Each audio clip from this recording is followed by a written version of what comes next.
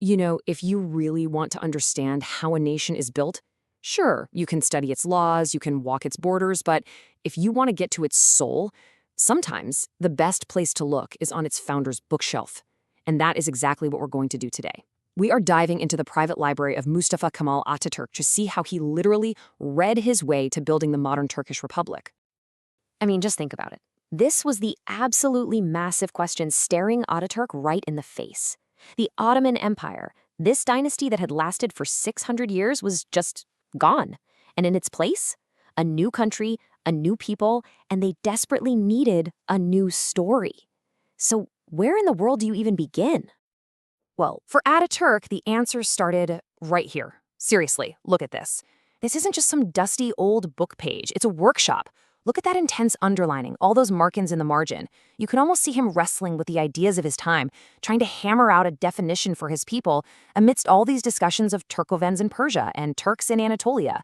This is nation building at its most raw, fundamental level. It's an act of pure intellectual creation. Okay, so his first move was to find a truly modern foundation for this new identity. He needed something that made a clean break from the old religious framework of the Ottoman Empire. And you have to remember, in the early 20th century, what was the most modern, cutting-edge tool you could possibly use? It was science. But what's really fascinating and a little jarring to us now is the kind of science he turned to. These books, they're all about physical anthropology. Now, this was a super popular field in Europe back then, but today, well, it's been largely discredited.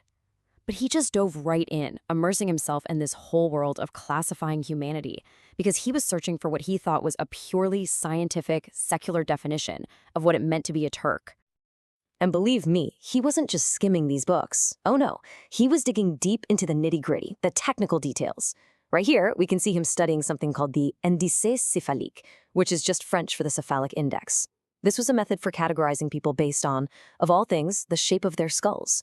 It just goes to show how incredibly meticulous he was, searching for a concrete, provable identity. So what exactly is the cephalic index? Well, it's basically just a ratio. You take the skull's maximum width and divide it by its maximum length.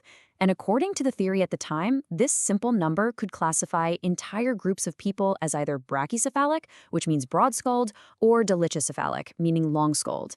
And for Ataturk, this was it. This was the hard data he was craving.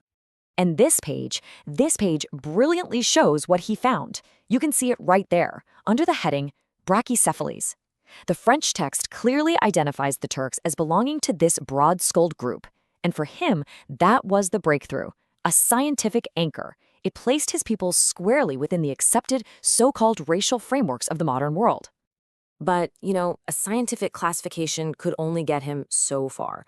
A nation needs more than a particular skull shape, right? It needs a shared story, a deep, rich past. So his search started to expand. He moved from the world of the laboratory into the library, digging for a history that can match this new scientific identity he was building. And this is where we see this really crucial pivot in his thinking. He's moving away from defining a people by just their physical traits, and instead defining them by their historical connection to the land itself.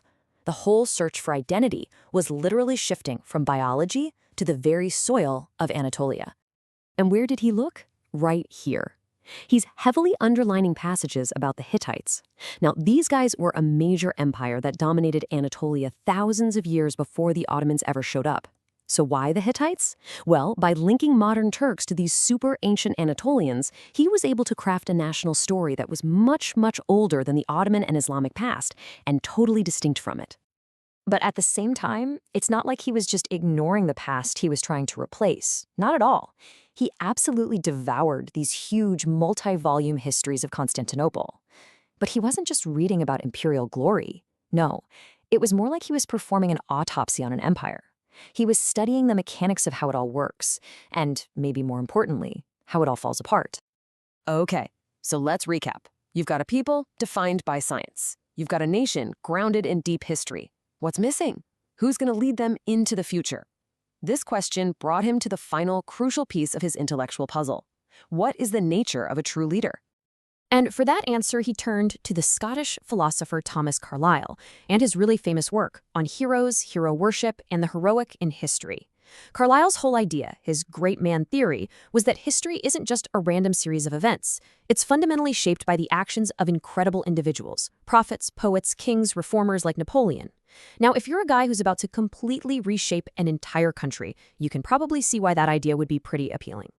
So what qualities did Ataturk think made a great leader? Well, looking at what he chose to underline in Carlyle's chapter about the Prophet Muhammad gives us a huge clue. He didn't focus on power or military genius. Nope, he zeroed in on character. Sérieux, sincère.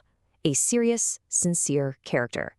For Ataturk, it seems authenticity was the absolute bedrock of leadership. And another thing, this leadership had to be earned. It couldn't be inherited. Look at this passage he heavily underlined. The most capable man who exists, raise him to the supreme place. I mean, coming from the ashes of an inherited empire, this was a radical call for pure meritocracy. The idea that power should belong to the person with the most ability, full stop. And by studying Carlyle's whole range of heroes, we're talking prophets, poets, kings, statesmen, Ataturk was basically deconstructing the very idea of greatness. He was on the hunt for universal principles of transformative leadership, principles that he himself could adapt and embody. So you've got science, history, and leadership. You have to understand, for him, these weren't just some isolated academic exercises. This was the raw material. This was the stuff he was actively hammering into a brand new national identity, right there in the margins of his books. And so when you step back and look at it, this three-part blueprint for a new nation just emerges from his reading. First, you get a scientific basis to define a modern unified people. Then, you add a deep historical anchor in the land to forge a unique story. And finally, you have the model of a transformative, merit-based hero to drive the whole thing forward. So why does any of this matter? Because these ideas, they didn't just stay in the library. They walked right out the door and became public policy. They directly informed state-sponsored historical theories. They shaped the very image of the new republic and, of course, its leader. His private reading had massive, real-world public consequences. And in the end, it all comes back to these small, intimate moments. Just look at this. As he's reading about some ancient general, what does he scribble in the margin? Napoleon I. He is constantly thinking, constantly comparing, connecting ideas across thousands of years of history.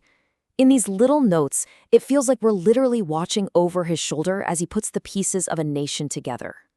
Which, of course, leaves us with a pretty fascinating question to chew on. If the books a leader reads are really the ingredients for the world they want to build, what might a little peek at the bookshelves of today's leaders reveal about the future they're envisioning for all